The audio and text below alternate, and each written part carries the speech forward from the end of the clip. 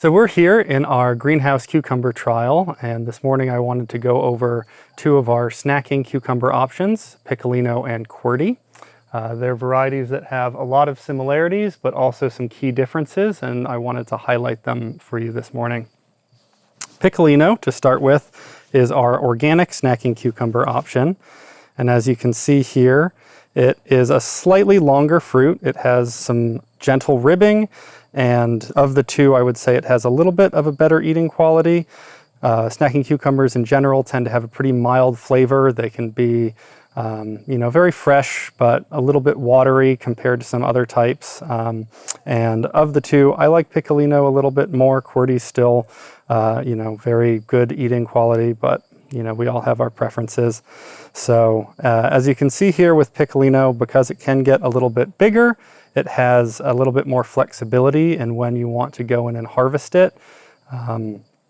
Obviously, if you're picking it for snacking, you don't want it to get too big, but it does provide you with a little more wiggle room if it's harder for you to get in and harvest every single day.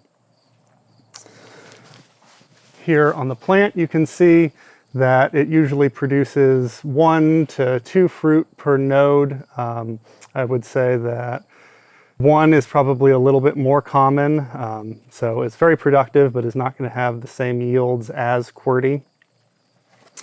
And so for Qwerty, you can see here we have a little bit shorter fruit without that ribbing. They're a little bit smoother, and they will round out and get a little bit overgrown more quickly than Piccolino, meaning that you do have to be in there harvesting very regularly, every day, every other day, as much as possible.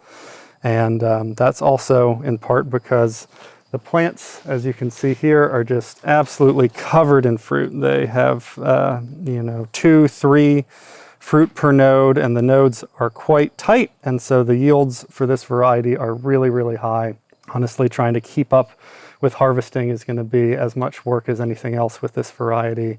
It's one that we really like for its production and for its ability to just produce cookie cutter, uniform, beautiful fruit over the course of the summer. Hopefully you've learned a little bit more about these two varieties, and we hope you'll consider trying one or both of them in your greenhouse this upcoming season.